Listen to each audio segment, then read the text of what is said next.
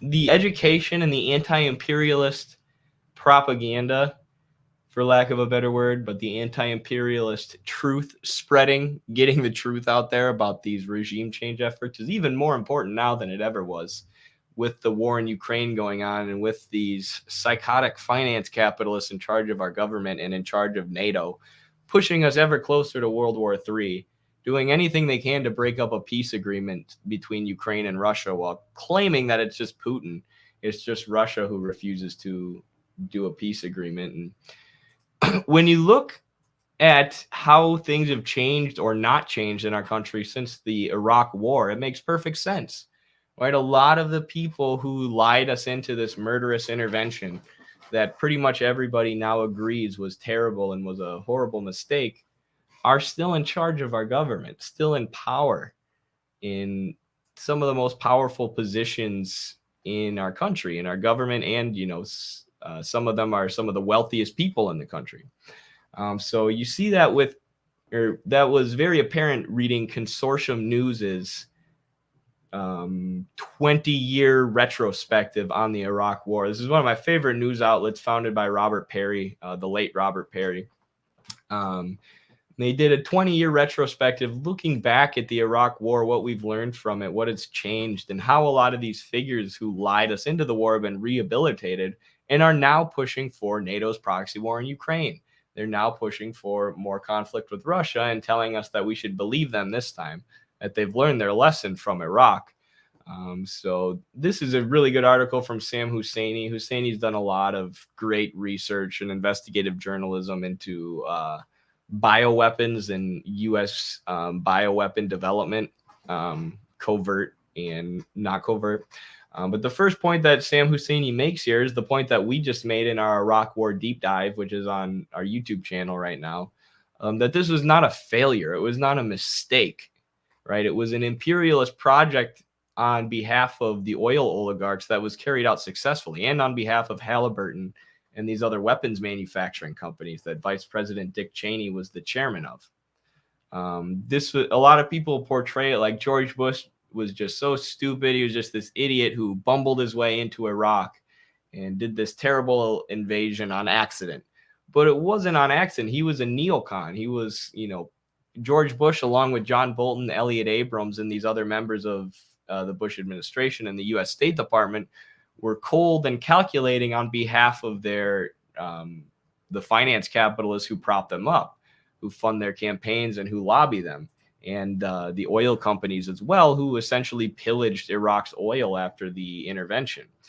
The second point that Husseini makes is another point that we made in our Iraq War deep dive, that the war didn't start with George W. Bush.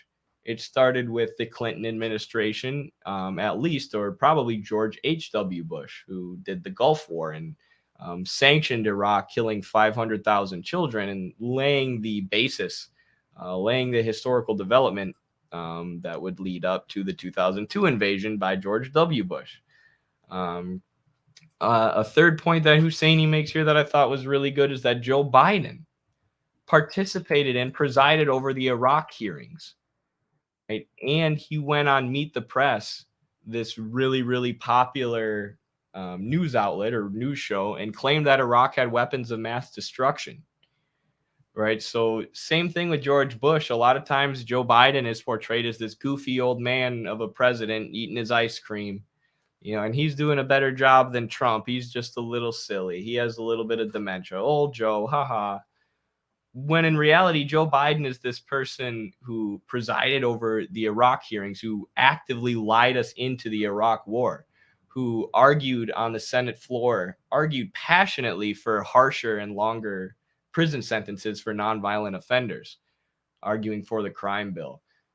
This is somebody who has been an arm and enforcer of the dictatorship of finance capital, the dictatorship of his donors, which controls his sector of the Democratic Party. That's been his entire political career, and that's who he is now. Again, a cold, calculating neoliberal, just like Bush was a cold, calculating neocon, portraying themselves as these silly, nice old men. Joe Biden also gave the eulogy at Strom Thurmond's funeral, a segregationist. So that's the Sam Husseini article. Another good article that kind of hits on a different point was from Caitlin Johnson. The Bush era neocons should shut up about Iraq and everything else. So this kind of hits on what I've been discussing a lot lately and what we hit on in our deep dive into the Iraq war, that a lot of these figures have been rehabilitated, right? A lot of these people who were the literal architects of the Iraq war um, are still in politics, still in positions of power, and still being propped up by the media as talking heads, as people who we should take seriously and, listen to what they have to say about the war in Ukraine.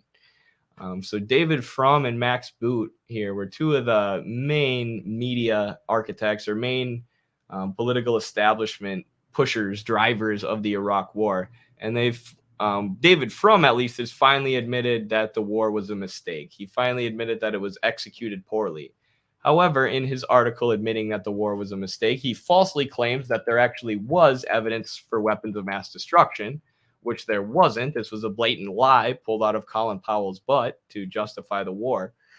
He also lied and said that the U.S. was provoked by Iraq, right? So he's saying, oh, yeah, the Iraq war was a mistake, but it's not really my fault. How could I have known, right? We were provoked. They had weapons of mass destruction, when in reality they didn't.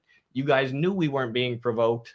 You lied on behalf of the oil oligarchs and corporations that pay you large sums of money. David Frum also says that jihadist terrorism is on the retreat in the Middle East, which has brought them economic stability because of the Iraq war, because of the war that literally created ISIS and allowed Al Qaeda to become one of the strongest political forces in the region. In the past 20 years, the U.S. has destroyed the economies of Afghanistan and Iraq, left their people in a destitute economic situation with no industrialization. You're going to talk about how jihadist terrorism is on the retreat and economic stability is rising because of the U.S.? It's the opposite. We created ISIS. How can you create ISIS and then say that we're fighting terrorism? We're fighting jihadist extremists. Like, come on.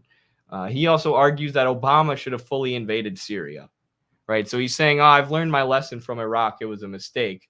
But Iraq was pretty much justified, and we should have done the same thing 10 years ago in Syria. Okay, David, I definitely see that you've learned your lesson. And this was the guy who wrote the Axis of Evil speech that we talked about in our Iraq video, portraying the U.S.'s enemies as literal comic book villains, a literal axis of evil.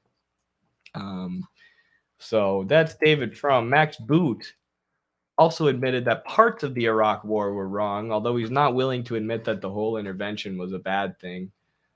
He wrote this article called "What the Neocons Got Wrong."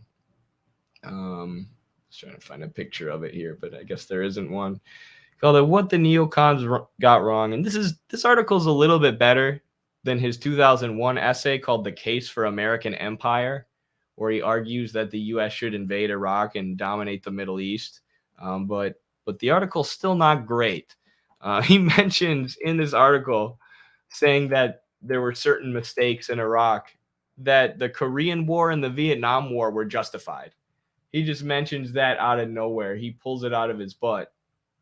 Where those are two of the most murderous and regrettable interventions in U.S. history. We killed 20% of the Korean population, leveled every building over 2 stories tall, and have been occupying the South ever since, but unable to top the DPRK. They've maintained their sovereignty. The war didn't even work. Same with Vietnam, right? Because nobody wanted to support this U.S. puppet South Vietnamese government, and the U.S. troops couldn't defeat the communist Vietnamese guerrilla fighters. So there ended up being thousands and thousands of tons of Agent Orange and napalm dropped on Vietnamese farmland and infrastructure and their water supplies, and it's had terrible ecological effects on the country for years. And obviously the U.S. ended up just retreating in that war without getting anything at all. And then people in the U.S. suffered from PTSD from that war for years and years and years, that almost left a scar on the consciousness of our nation. But Max Boot wants to jump in and be like, the Iraq war, maybe we made some mistakes, but the Korean War, the Vietnamese War, the Vietnam War, those were cool. which maybe he's just hoping that someone in the future will do the same thing for him. Someone years from now will look back and defend Max Boot and defend David Frum for doing the Iraq War the same way he's defending Kissinger and whoever else for the Vietnam and Korean War. And David Frum ends his article by saying, the neoconservatives may have got things wrong in Iraq, but the neoliberals are getting things right in Ukraine. And he urges readers to support the NATO war effort in Ukraine. So these goofballs, these neocons, these people who got millions killed through their pushing and propaganda in favor of the Iraq war are now pushing for and doing propaganda in favor of the war in Ukraine. And even saying, look at us, we've learned our lesson from the war in Iraq, right? We used to be neocons who just wanted war and supported U.S. empire at every turn. But now, now we're reformed. We see the error of our ways, and we think that we should push for war in Ukraine at every turn. We should push for NATO at every turn. It's totally different now, though. We've learned our lesson. It reminds me, like when Lenin and Marx were writing, there were people who would argue in favor of British imperialism, right? There were people who would be like, well, British imperialism brings us, a lot more wealth. So we should keep exploiting India. We should keep exploiting these countries. It's better for our people. It's better for us. Britain first. And that's what I feel like Max Boot and David Frum are. Rather than lie about their positions, rather than lie about their support of the U.S. empire, they're just like, nope, we literally support U.S. empire. We're literally going to write a book called The Case for U.S. Empire. That sounds like something that a British academic would write in the 1800s, like The Case for the British Empire. So all of these war criminals have been rehabilitated, and all of them are being platformed by mainstream media so that they can share their advice for foreign policy as if they haven't already gotten millions of Americans killed. So this article just focuses on Max Boot and David Frum, but there are others. One of the main ones is Bill Kristol. Right? Bill Kristol is a guy who still hasn't admitted that the war in Iraq was bad. Right? This is somebody who's still defending the invasion of Iraq that he was one of the architects of, that he was one of the main propagandists for. He's still somehow trying to argue that this was good. He hasn't taken responsibility. At one point, Bernie Sanders demanded that he take responsibility for his role in lying the American people into this murderous war. And Bill Kristol responded by saying, nope, I dislike quasi-Stalinist demands for apologies. I've defended and will defend my views on Iraq, Syria, and Milosevic and the Soviet Union and more as you defend yours. How about a real debate on U.S. foreign policy? I'll ask for no apologies on a campus this fall. Well, I'm down, Bill. If you're watching this, I will debate your neoconservative policies, and I'll openly defend quasi-Stalinist demands, unlike Bernie. But hilarious there that he smears him as a Stalinist for calling Bill Kristol out for lying our country into a murderous intervention on behalf of oil oligarchs. Sounds more dictatorial and violent than anything Stalin ever did, Bill Kristol. But this guy is not only still allowed and platformed in American media, but he was part of the Hamilton 68 dashboard, along with John Podesta, a Hillary Clinton ally, and the Obama CIA director, Michael Morrell, and others. But this was the think tank that was caught falsely claiming that thousands of Twitter accounts were Russian bots. Right? Any account critical of the war effort in Ukraine, any account critical of NATO in Ukraine, this dashboard, this Washington, D.C. think tank was going to Twitter and saying, you need to ban this account. It's a Russian bot. Until somebody at Twitter realized what was going on, realized that these weren't actually bots, and they put a stop to it. And recently, all the internal communications between the think tank and Twitter have been leaked. And now we know through what's called the Twitter files. Right? So this is a think tank that has direct influence over the largest social media companies, over the largest platforms of information in the country. And it's run by Bill Kristol. It's run by this architect of the Iraq war. Right? So not only are these people rehabilitated in American society, but they're still controlling what information you get to see. they're still pushing for new imperialist projects abroad. It's the same people, literally the same guys in charge of our government and in charge of our information who lied us into Iraq. And this is Twitter, right, where they push for like 30,000 accounts to be banned. On TikTok, they did ban 30,000 accounts. TikTok hired a bunch of national security operatives and former NATO officials, and they banned 30,000 accounts that they said were Russian bots, including ours, which obviously is not a Russian bot account. And was that pressured directly by a Washington, D.C. think tank? Was that pressured by Bill Kristol, one of the architects of the Iraq War? Who knows? Right? Bill Kristol might have, had a hand in pushing for Midwestern Marx to be banned. We only know this happened at Twitter because it was leaked, because it was released by Matt Taibbi, or I don't know where he got it from, but he was the journalist who published it. So wild that these architects of the Iraq War still have so much power and have been rehabilitated to such a degree. And now what are they doing? They're pushing for proxy war against Russia. They're pushing for NATO's expansion in Eastern Europe. Think about that. Same architects of the Iraq War, same people who lied us into that murderous intervention are now the people pushing for the war against Russia and Ukraine. Everyone's an anti-imperialist in hindsight, though, right? Everybody can look back at Iraq and say that was bad. That was based on lies, because we know that now. But then there are so many people who would say that and still believe all the BS surrounding Ukraine, still believe all the propaganda surrounding the proxy war against Russia, when it's the same people crafting this propaganda. It's the same people controlling the social media outlets. Same people that lied us into Iraq. And last one, which I just thought of this as I was talking here, is Liz Cheney.